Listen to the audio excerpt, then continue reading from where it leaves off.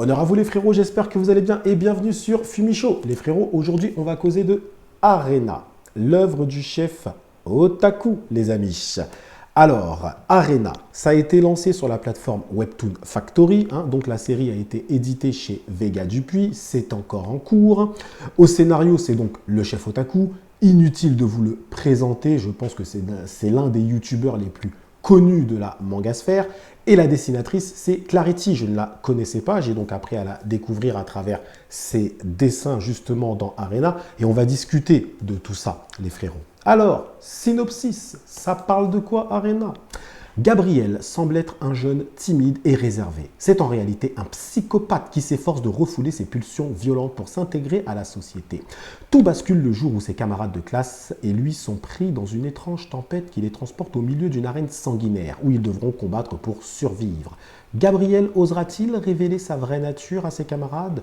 Le synopsis, les frérots, on peut se le dire, est assez intéressant. Mais avant de causer du synopsis et même du scénario dans sa globalité, on va s'arrêter un petit peu sur l'édition, les frérots. Et oui, je ne le fais pas assez souvent et c'est bien dommage parce qu'il y a un véritable travail. Pour le coup, je pense qu'on ne s'est pas foutu de notre gueule. Franchement, c'est un truc qui est quand même assez balèze, on ne va pas mentir. Franchement, la qualité du papier est clairement... voilà, franchement, c'est une bonne qualité. Même la couverture, moi, je peux vous l'assurer, les frérots. Actuellement, je suis justement dans l'édition du tome 3 de Broken Horizon. Et bon, voilà, j'ai plutôt l'œil sur ça. Et franchement, je vois qu'on ne s'est pas foutu de notre gueule. Je vous le dis clairement. Alors, c'est au prix, il me semble, de 15 €.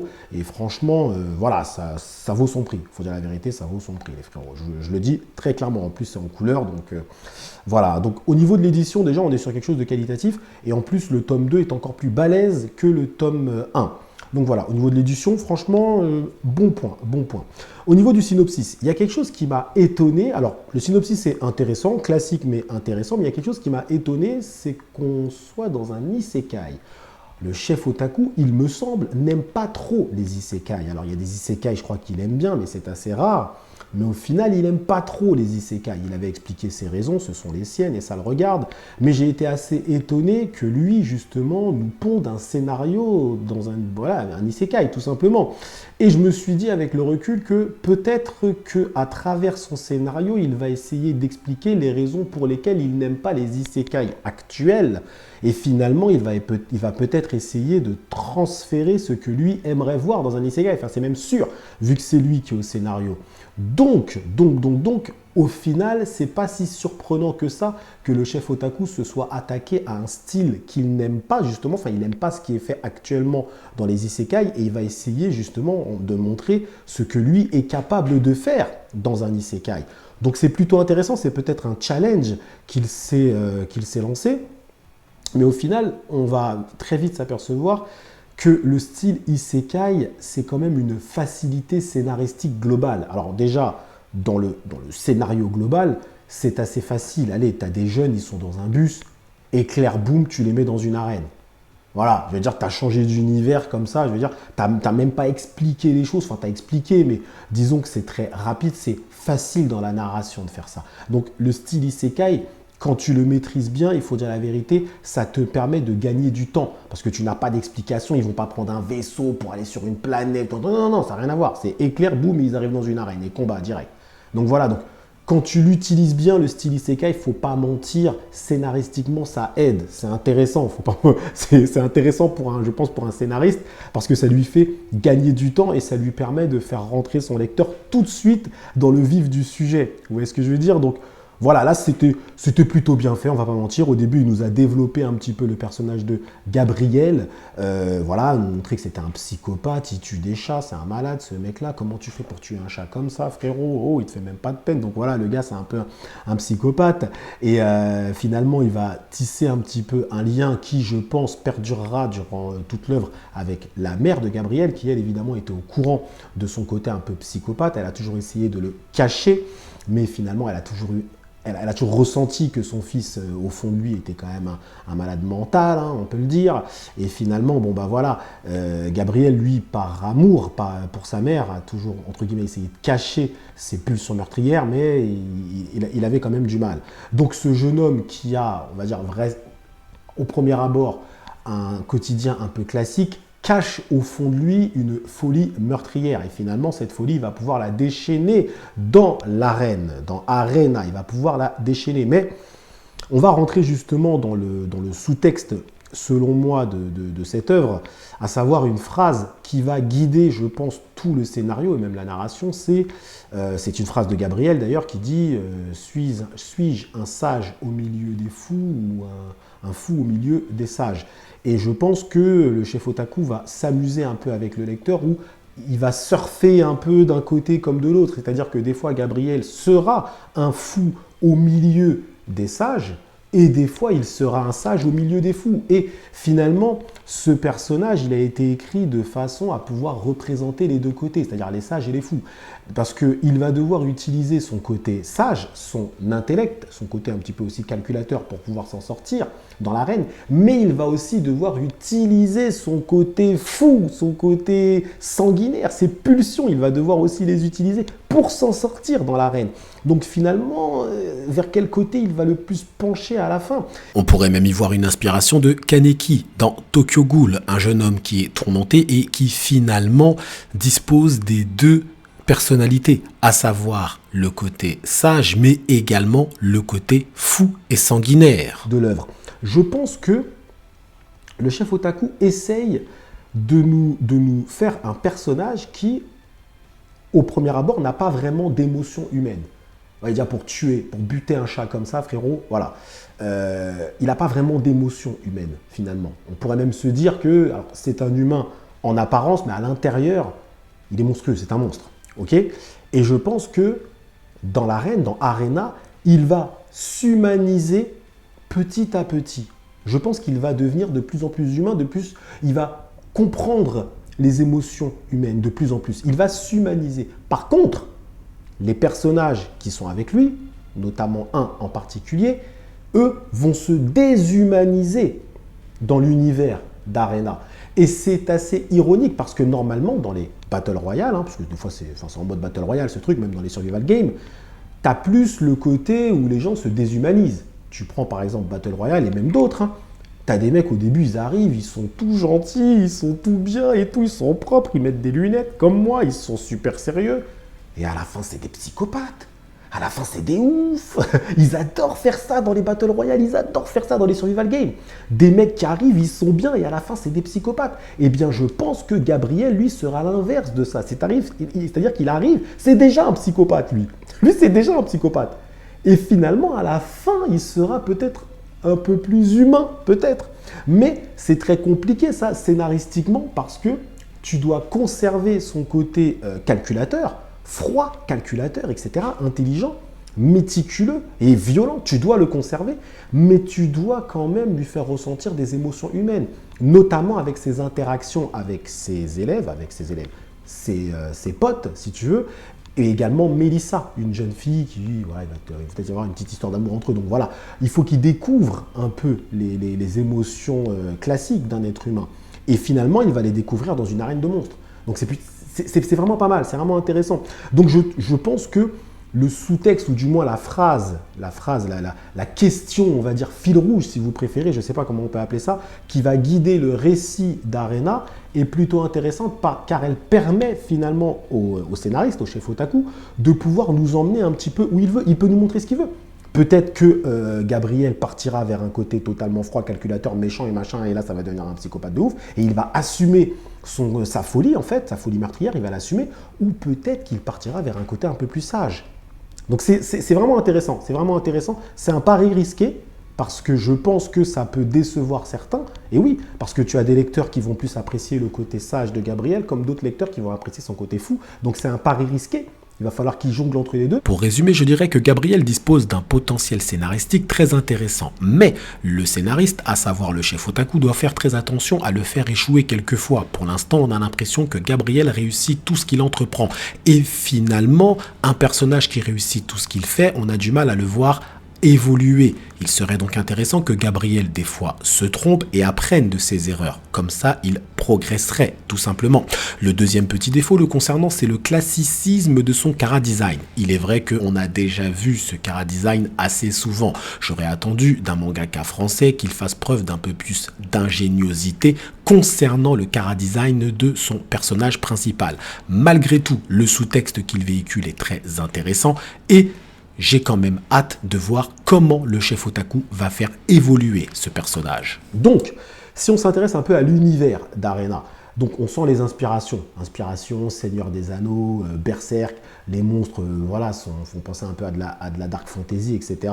Et c'est saupoudré évidemment d'un truc de gladiateur, évidemment, d'un univers un peu de gladiateur. Et voilà, il y a aussi pas mal d'inspiration des jeux RPG, etc., comme dans beaucoup d'isekai. Donc c'est un univers qui est plutôt intéressant, déjà dans les 2 premiers tomes, c'est riche. Alors il utilise pas mal de petites facilités scénaristiques, comme la petite intelligence artificielle qu'ils appellent, allez hop, je veux une arme, je veux ça, je veux ceci, je veux cela. Bon voilà, il ne s'est pas compliqué, on va dire, la tâche pour pouvoir habiller ses personnages, leur donner des armes, etc. Il a juste utilisé les combats dans l'arène qui donnent des points et qui finalement, on va dire, régissent la vie dans la société, dans l'univers d'Arena. Et il y a évidemment un sous-texte de notre société actuelle, plus tu as des points, plus tu es riche et mieux tu vas vivre, tout simplement. Et moins tu as des points, tu vivras moins bien, tu mangeras pas bien, mon frérot. Donc voilà, il y a toute une société quand même parallèle à côté de Arena, des arènes, qui est assez intéressante et qui est déjà un petit peu développée même dans le tome 2. Donc on sent qu'il veut vraiment rendre son univers riche. C'est pas simplement des bagarres dans les arènes, non, franchement, ça va bien plus loin que ça. Ce serait hypocrite et menteur de dire ça, de dire ouais, c'est juste du combat dans les arènes. Non, c'est faux, c'est faux. Il y a même plus de temps hors arène que dans les arènes, au final. C'est peut-être même d'ailleurs un petit défaut, c'est que moi je m'attendais à ce qu'il y ait un peu plus de combats, de fight un petit peu, mais voilà, on en a eu, c'était suffisant, mais il faut aussi quand même qu'ils mettent en place les règles de son univers. Voilà comment ça fonctionne, comment ils vont interagir entre eux, etc. Les autres personnages qui peuvent venir aussi, parce qu'ils vont être approchés par d'autres personnages, surtout Gabriel. Donc voilà, il faut qu'ils mettent en place les règles de son univers. Donc je peux comprendre. Je pense que le tome 3, par contre, ça va y aller. Moi, je ne suis pas à jour dans les chapitres qui sortent sur Webtoon Factory. Je préfère le format papier. Moi, je suis un gars à l'ancienne. J'aime bien le papier comme ça, quoi. Mais ouais, je pense que le tome 3, ça va aller parce que ça va y aller. Parce que là, il faut que ça envoie. On est dans Arena quand même. Donc voilà, il faut que ça envoie. Bref, il a donné un petit power-up aux êtres humains. En fait, il a expliqué que donc au niveau de la gravité, ils étaient avantagés, un peu comme je sais pas, la gravité, on va dire, de l'univers d'Arena est avantageux pour les humains. Je pense comprendre pourquoi il a fait ça, c'est parce que au final, il fallait un peu rééquilibrer les forces. Parce que des êtres humains, des jeunes comme ça, qui arrivent d'un lycée et qui se battent contre des monstres, on se serait tous dit, non mais c'est quel bail ça? C'est quel bail ça? Ils sortent d'où ces lycéens-là, tu vois? Donc il leur a donné, je pense, un petit avantage, pas un avantage, mais il a rééquilibré les forces de façon à ce que ce soit déjà de 1 plus spectaculaire, et de 2 qu'il n'y ait pas d'incohérence scénaristique. Enfin, je veux dire, voilà, un petit jeune comme Gabriel qui se bat contre un troll, je sais pas quoi, là, voilà, il lui faut bien une petite force supplémentaire. Donc ça m'a pas dérangé en soi, parce qu'on voit de toute façon qu'il y a certaines espèces qui, derrière, sont avantagées, elles aussi, avec leur nature, leur morphologie. Ils sont avantagés aussi, des fois, sur les humains. Donc ça, j'ai trouvé que c'était plutôt pas mal. Maintenant, si on s'intéresse au dessin, alors moi, je ne suis pas un spécialiste des webtoons, parce que je suis pas, voilà, je ne lis pas énormément de webtoons. Ce que je peux dire, c'est que franchement, ils sont bons. Ils sont bons, les émotions passent bien. On a le droit à des très belles pages justement entre les chapitres, franchement vraiment magnifique. On a le droit à des pages des fois qui sont un petit peu moins bonnes. Ce que je dois regretter à la rigueur, mais ce n'est pas le dessin en soi, c'est que moi quand j'entends Arena, voilà, un peu un délire gladiateur et tout, dans un univers en mode Seigneur des Anneaux avec des monstres de dark fantasy, tout ça, je m'attends à quelque chose de plus violent. Voilà, c'est juste ça. Après, eux, je pense que Clarity et le chef Otaku ont adapté, entre guillemets, la violence au public visé. C'est-à-dire qu'ils ne veulent pas non plus un truc à la chaîne Soman, ça c'est clair. Mais voilà, moi je m'attendais à quelque chose d'un petit peu plus violent pour l'instant dans les arènes. Bon voilà, on a des... Voilà, ils se plantent des épées, etc. Mais finalement, ça reste une violence, on va dire, assez soft, hein, on peut le dire franchement. Donc c'est vrai que c'est le seul petit bémol, mais c'est pas vraiment un bémol dans le dessin que je donne, c'est plus dans l'œuvre en général, du moins dans les 2 tomes. Je m'attends à quelque chose d'un peu plus violent. Voilà, j'aimerais moi d'en voir dans les tomes 3, voilà, une violence un peu plus prononcée, j'ai envie de dire. Et même si la violence n'est pas à ce moment-là physique, bah, il faut qu'elle soit psychologique. J'aimerais qu'on passe vers quelque chose de encore plus pervers, parce que là, on voit qu'il y a des personnages qui sont en train de vriller, donc j'aimerais bien qu'il y ait plus de calcul en fait, plus de calcul, plus de manipulation. Le personnage principal est très manipulateur, mais on sent que petit à petit, il est tiré vers la protection voilà, des lycéens, enfin de ses potes, etc. Bon, il le fait malgré lui, mais il le fait quand même d'une certaine façon. Donc voilà, j'aimerais qu'il y ait un peu plus de perversion dans cette histoire, parce qu'on a quand même un enjeu de survie, parce qu'ils jouent leur survie. Hein. De toute façon, voilà, s'ils meurent dans l'arène, ils meurent. Voilà, et s'ils veulent survivre, bah, il faut qu'ils gagnent des matchs. Donc on a cet esprit de survie. Donc généralement, quand il y a survie, ça donne lieu à des personnalités qui se révèlent et qui deviennent complètement ouf. Donc dans le tome 2, il y a un personnage qui, je pense, va jouer ce rôle. Ça serait bien qu'il aille très loin dans la perversion. C'est obligatoire. C'est obligatoire parce qu'il faut que nous, on soit surpris, il faut qu'il y ait des personnages qu'on déteste en fait. Alors il y en a un que je déteste, il y en a même 2 que je déteste, mais j'aime les détester. Ils sont utiles au scénario. Mais je ne veux pas non plus trop en dire, pour pas non plus trop vous spoiler, pour les personnes qui veulent découvrir Arena. Moi là aujourd'hui, je m'arrête vraiment au tome 1. Donc sinon, les dessins sont bons. Franchement, les dessins sont bons. J'ai regardé un peu très rapidement d'autres webtoons. C'est dans la moyenne, je pense que c'est dans la moyenne. Donc voilà, je ne vais pas vous dire que c'est un truc de ouf, je ne vais pas vous dire que c'est mauvais. Non, franchement, les dessins sont bons. Elle fait passer le message très bien. Voilà, il y a un manque de violence. Voilà, mais ça, c'est pas de sa faute. Hein. Je pense qu'elle et le chef se sont calqués sur une violence, on va dire. Je pense. Hein. En tout cas, le concept peut aller loin. Le concept peut même aller très loin. Parce qu'au bout du 3e match, on leur pose une question, est-ce que vous devenez des esclaves ou est-ce que vous continuez ? Eux, je pense qu'ils vont continuer. Enfin, certains deviendront peut-être des esclaves. Mais en tout cas, eux, surtout le personnage principal, il prend son pied. Donc lui, je pense que lui, il va continuer. Ça, c'est une évidence. Mais après, derrière, il y a des paliers. On a vu qu'il y avait des coachs aussi. Après, je pense qu'ils vont monter d'arène en arène, en arène, en arène. Donc le concept peut vraiment aller très, très loin. Je ne pense pas qu'Arena va se finir au tome 3 ou au tome 4. C'est pas possible. C'est pas possible. Et il y a des gros mystères. Il y a des gros mystères. Le speaker, il y a un mystère sur lui. Il y a un mystère déjà sur même le mode, comment ils sont choisis. L'œil machin et tout. L'œil qui voit un peu tout là. Voilà, même les divinités, les entités à qui on fait des offrandes, etc. Enfin bref, même tout l'univers d'Arena. Enfin franchement, il y a un mystère qui est énorme autour de beaucoup de choses, autour de même de beaucoup de personnages, notamment le personnage aussi, un peu le coach là qui va approcher Gabriel. Donc voilà, l'œuvre se terminera pas tout de suite, ça c'est clair, net et précis. Hein. Arena, alors je sais pas il y aura combien de tomes. Mais à mon avis, c'est une œuvre qui sera quand même assez longue. Du moins, en tout cas, il a la possibilité de faire quelque chose de long. Voilà, je pense. Hein. Je ne connais pas les ventes, les retours dessus, mais en tout cas, il a la possibilité de faire quelque chose de très long. Pour clôturer, je dirais que cette œuvre dispose d'un très bon potentiel. Le chef Otaku tient un bon scénario, selon moi. On entre très facilement dans cet univers car les codes nous sont très bien expliqués. C'est donc une œuvre qui s'adresse à un large public car il n'y a pas vraiment de difficulté à comprendre l'univers d'Arena. Les inspirations se ressentent assez vite et on peut faire selon moi pas mal de parallèles. Le scénariste doit faire donc très attention à donner des personnalités radicalement différentes. Je ne veux pas que Gabriel soit une caricature de Kaneki par exemple. Cela doit juste rester une inspiration, si ça en est une d'ailleurs. De plus, vu que les personnages ne disposent pas d'un chara-design très novateur, il faut leur donner des personnalités novatrices afin qu'on les retienne, afin qu'ils marquent, voire même qu'ils choquent le lecteur. J'ai tout de même hâte de lire le tome 3 car les intrigues et sous-intrigues qui ont été posées dans les 2 premiers tomes ont eu le mérite d'attiser mon intérêt et par conséquent, je vous recommande cette œuvre Arena qui pour l'instant en 2 tomes se tient très correctement. Ce n'est pas exceptionnel mais c'est intéressant, c'est maîtrisé. Franchement, j'ai pris du plaisir à lire Arena. Je ne sais pas si cela va continuer et combien de temps ça va continuer, mais pour l'instant, on est sur quelque chose de correct. Voilà les frérots. Arena, pour moi, c'est correct.